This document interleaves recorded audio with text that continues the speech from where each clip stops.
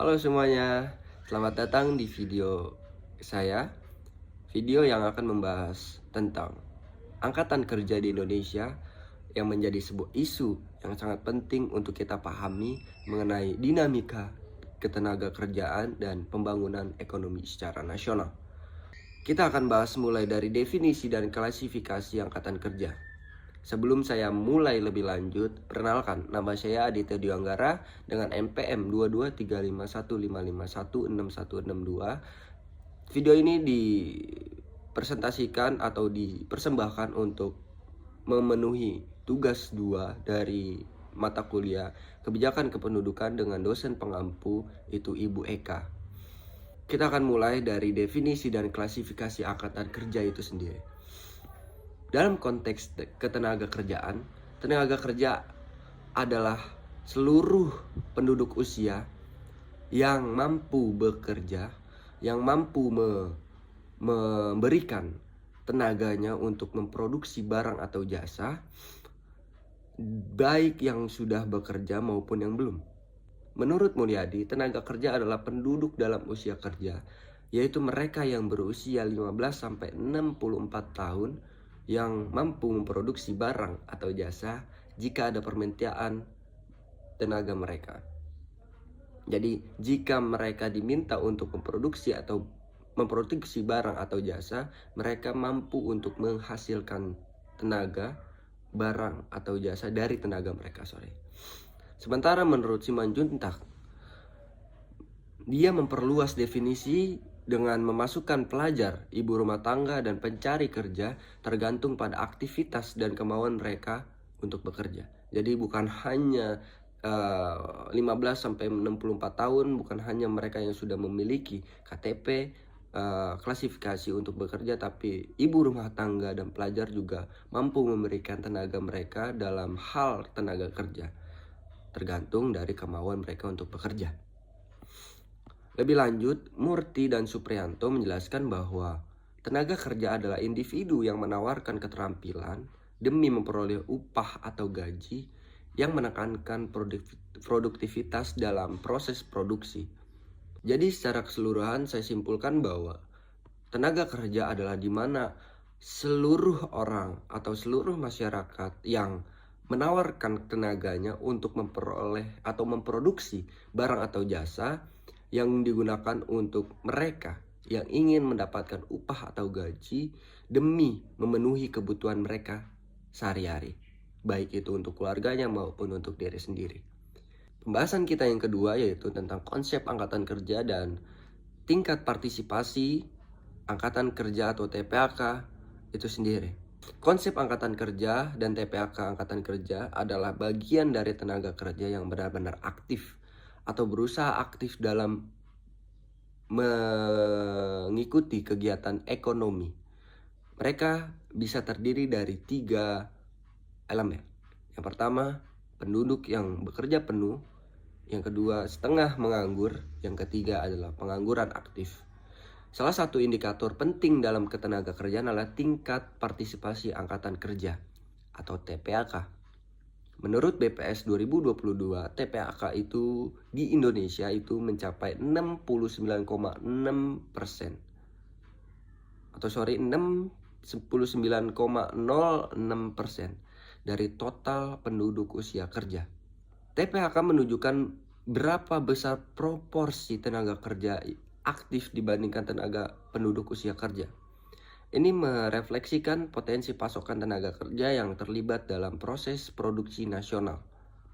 Jadi TPAK ini yang berasal dari BPS menunjukkan besarnya TPAK, tingkat partisipasi angkatan kerja yang bekerja secara aktif untuk mengikuti kegiatan ekonomi secara nasional. Pembahasan kita yang ketiga mengenai faktor apa saja yang mempengaruhi tingkat partisipasi angkatan kerja itu sendiri. TPAK sangat dipengaruhi oleh berbagai faktor, di antara usia penduduk dan jenis kelamin.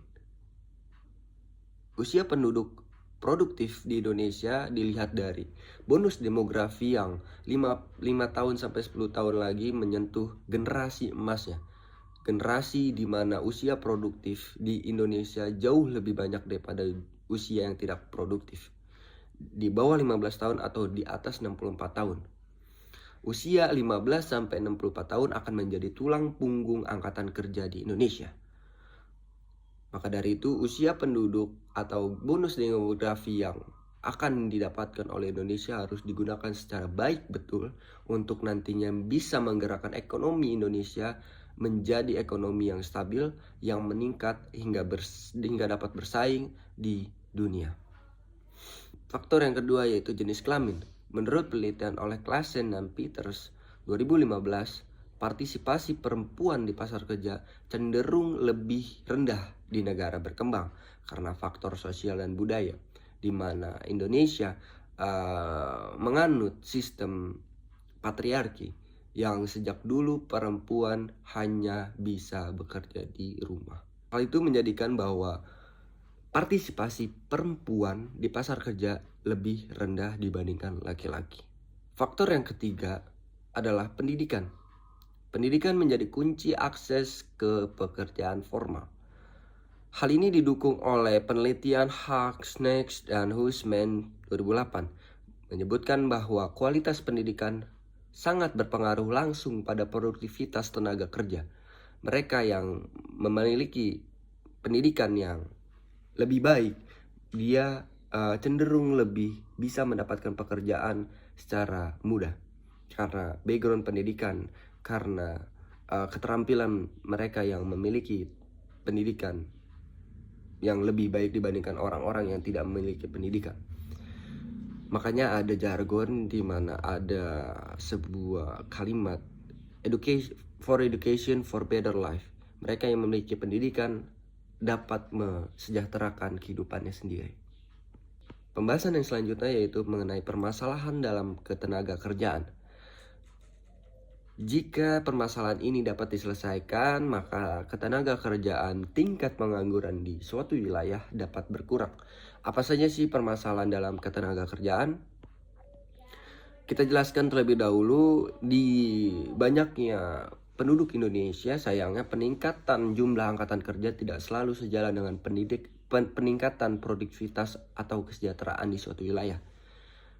Beberapa masalah yang bisa dibilang sering dihadapi oleh orang-orang yaitu pemiskinan angkatan kerja. Apa itu? Banyaknya pekerja tetap miskin karena upah rendah dan produktivitas rendah. Ini dikenal sebagai working poor. Menurut ILO 2022, sekitar 29% pekerja di Indonesia tergolong dalam kategori ini. Mereka yang sudah bekerja selama bertahun-tahun, selama berpuluh tahun, mereka tidak bisa meningkatkan taraf kondisi finansial mereka, kondisi strata mereka menjadi lebih baik karena ya kapitalisme di Indonesia cukup sangat mengakar. Yang kedua, minimnya pelatihan dan pengembangan tenaga kerja. Kurangnya program pelatihan berbasis kompetensi menjadi hambatan besar dalam peningkatan SDM karena kualitasnya kurang, karena penyerapan atau pemberian program pelatihan itu sendiri tidak ada, berakibat SDM itu tidak mempunyai kualitas yang baik, kualitas dalam taraf untuk memasukkan mereka dalam suatu pekerjaan.